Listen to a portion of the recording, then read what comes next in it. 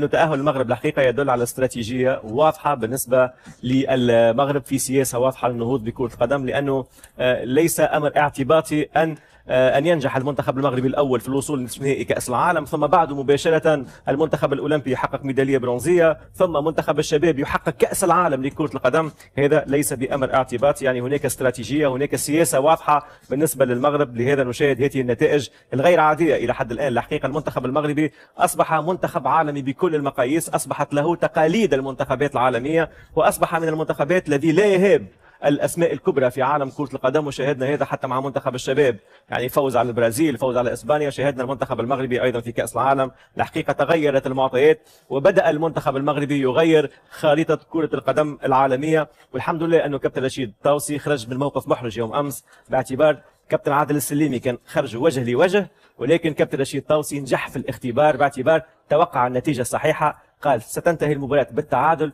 والمغرب ستفوز بركلات الترجيح. نحييك على توقعاتك كابتن رشيد. شكرا.